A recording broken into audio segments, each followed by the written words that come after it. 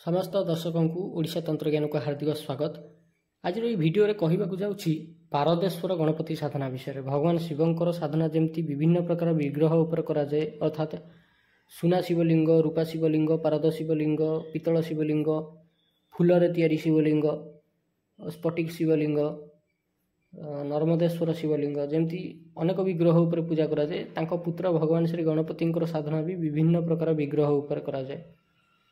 गणपति साधनार अनेक स्तर अच्छी जहाँकि मुझे आगुरी कही स्वतारक गणपति साधनार पावर विषय तो मुझे आपन को आगुरी कही सारी, किंतु आज से ही प्राचीन विद्या आपण सामने रखुची जार प्रयोग आपण मैंने करें।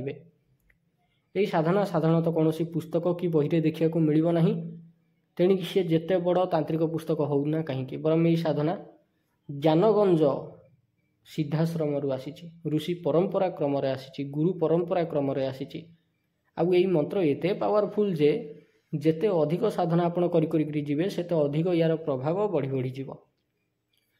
पारदेश्वर गणपति साधनार खोज जी करले से होछंती तंत्राचार्य श्री सर्वेश्वर महाराज जी ए विद्या को खोज करिछंती, जी निज ध्यान माध्यम निज तपस्या माध्यम सिद्धाश्रम भितर को प्रवेश करी सेठाकार हजार हजार वर्ष तलू तपस्या रत थिबा ऋषि पाखु ए विद्या को प्राप्त करी आनिछंती लोक कल्याण पाइका। तेणु आप भावी पारे कि यार प्रभाव केते हेइथबो। पारदेश्वर गणपति साधना एते उत्कृष्ट जे कहीं हेले भी करें। ये साधना करने कौन प्रकार जाति धर्म वर्णर आवश्यकता नहीं। ये साधना बल कांगाल हो सारी लोक भी पुणी धनवान हो जाए। जेते दरिद्रता दोष थाउ ना कहीं कुंडली रे साधना करिया पर केही भी दरिद्र रही पारिबो नहीं, कोठू ना कोठू होइगिरी ता पाखु पैसा आसी पहुँचबो। ये साधना एते कष्ट नुहे, किंतु करिबा पई मनोबलर यथेष्ट आवश्यकता रही। थरे ये साधना संपन्न करिया मात्रे 10 दिगरु अनवरत पैसा आसुथबो। 12 वर्ष पर्यंत रविनारायण व्रत करले जो अखंड सौभाग्य प्राप्ति हुए ताहा केवल ये साधना संपन्न करने द्वारा ही प्राप्त हो जाए। से पुणी 21 दिन रे उच्चिष्ट गणपति साधना साधारणतः खाद्य शस्यर भंडार पूर्ण करने कराए। विघ्न नाश पाई श्वेतारक गणपति साधना कराए। शत्रु भयरु मुक्ति पाई हेरंब गणपति साधना कराए और विजय गणपति साधना कराए।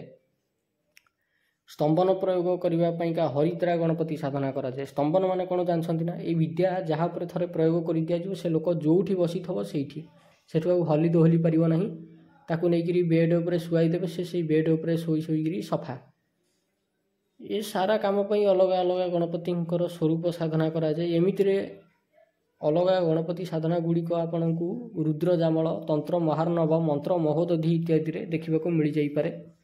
किंतु ये जो पारदेश्वर गणपति साधना दौची आपन को यहाँ मिल ना, कारण ये साधना सीधा सिद्धाश्रमर ज्ञानगंज ऋषि परंपरा आसी। आपण माने भी भाग्यवान जहाँ को ये विद्या विषय जानवा मिलूँ कम से कम। तेज ये साधना करने द्वारा कौन कौन लाभ मिले। घरे जदि सबुबले खाद्य शस्यर अभाव रोथुव से अभाव दूर हो।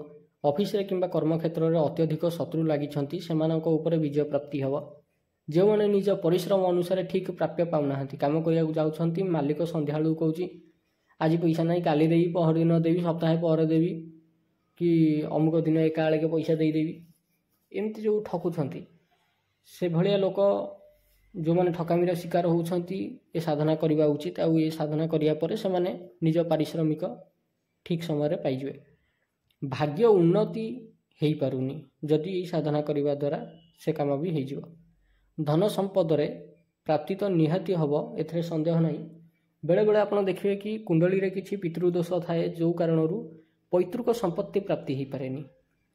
से भाया क्षेत्र में साधनार बल पैतृक संपत्ति प्राप्ति हो, मातृ संपत्ति प्राप्ति हो।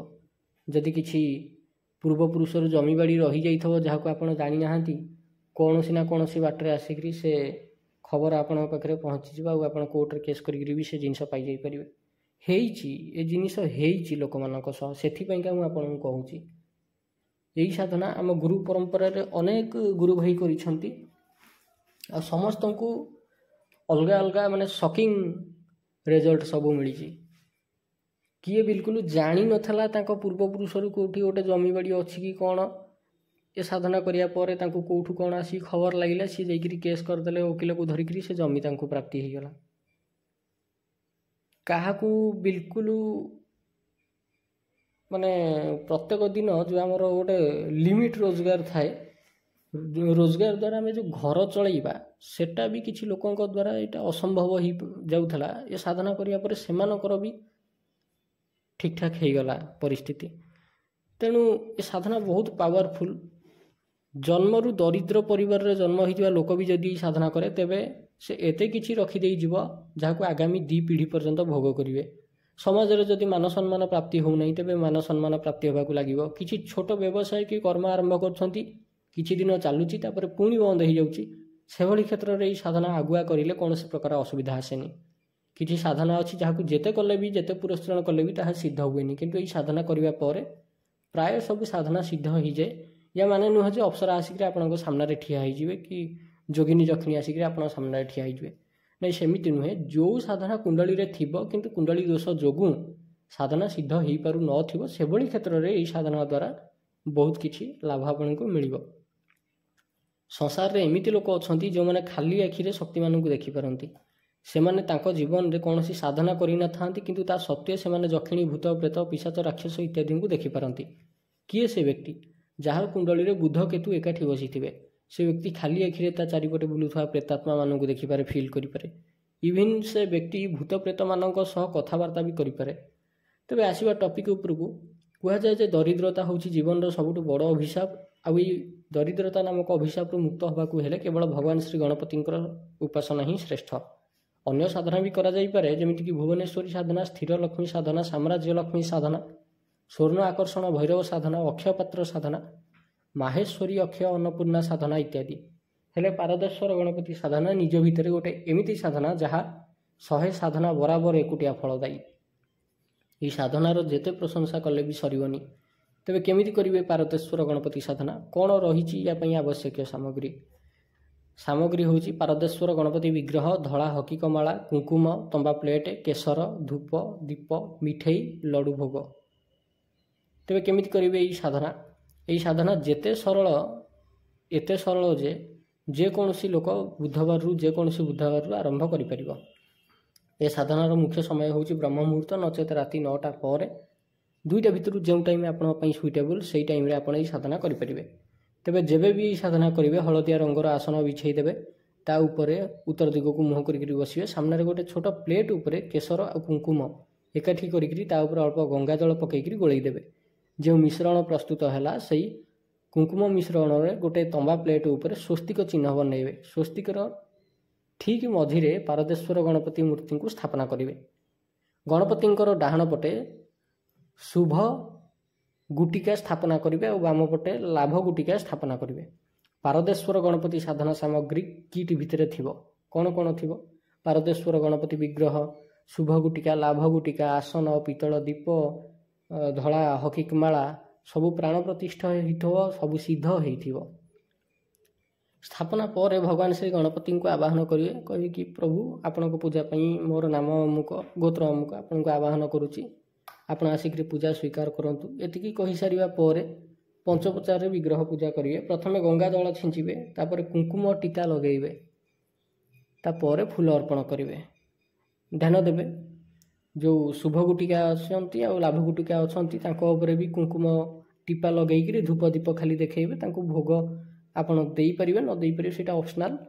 କିନ୍ତୁ ଗଣପତି ଭଗବାନଙ୍କୁ ପୁଷ୍ପ ଆଉ ଫୁଲ, ଧୂପ ଦୀପ, ନୈବେଦ୍ୟ ଅର୍ପଣ କରିବାଟା ନିହାତି ଆବଶ୍ୟକ। ଧୂପ ଦୀପ ଦେଖେଇକିରି ମିଠେଇ, ଲଡ଼ୁ ଭୋଗ ଲଗେଇଦେବେ। ଭୋଗ ଲଗେଇ ସାରିବା ପରେ ଧଳା ହକିକ ମାଳା, ଯେଉଁଟା ପ୍ରାଣ ପ୍ରତିଷ୍ଠିତ ହେଇଥିବ, ସିଦ୍ଧ ହେଇଥିବ, ସେଇଥିରେ ଆପଣ 11 ମାଳା ମନ୍ତ୍ର ଜପ କରିବେ। ମନ୍ତ୍ରଟି କ'ଣ? ମନ୍ତ୍ରଟି ମୁଁ ଡେସ୍କ୍ରିପସନ୍ରେ ଦେଇଦେବି। ଆପଣଙ୍କୁ ମୁଁ ଖୋଲିକିରି କହିପାରିବିନି ସେ ମନ୍ତ୍ରଟା, କାରଣ ବୁଝିବାକୁ ଚେଷ୍ଟା କରନ୍ତୁ। ସେ ମନ୍ତ୍ରର ପ୍ରୟୋଗ ଆମେ ନିଜେ ବି କରୁଛୁ, ସେଥିପାଇଁ ସେ ମନ୍ତ୍ରକୁ ଖୋଲିକିରି ଦେଇପାରିବିନି, କହିପାରିବି ନାହିଁ। କିନ୍ତୁ ଡେସ୍କ୍ରିପସନ୍ରେ ଦେଇଦେବି ସେ ମନ୍ତ୍ରକୁ। ସେ ମନ୍ତ୍ର 11 ମାଳା ଜପ ହେବ। 21 ଦିନ ପର୍ଯ୍ୟନ୍ତ ସାଧନା ଚାଲିବ। ବିଗ୍ରହ ସେଇ ଗୋଟିଏ ସ୍ଥାନରେ ସ୍ଥାପିତ ହେଇକରି ରହିବେ। 21 ଦିନ ପରେ ମୂର୍ତ୍ତିଟିକୁ ପୂଜା ଘରେ ସ୍ଥାପିତ କରିଦେବେ ଆଉ ପ୍ରତ୍ୟେକ ଦିନ ପୂଜା କରିବେ। ମନ୍ତ୍ରଟି ଡେସ୍କ୍ରିପସନ୍ରେ ଦେଇଦେବି। तेबे आज भिडियोटी एतिकी जदि आपको भिडियोटी भल लगी ये भिडियो देखापी आप आम चैनल ओडिशा तंत्रज्ञान को सब्सक्राइब करूँ भिडियोटी को शेष पर्यंत देखि अशेष अशेष धन्यवाद।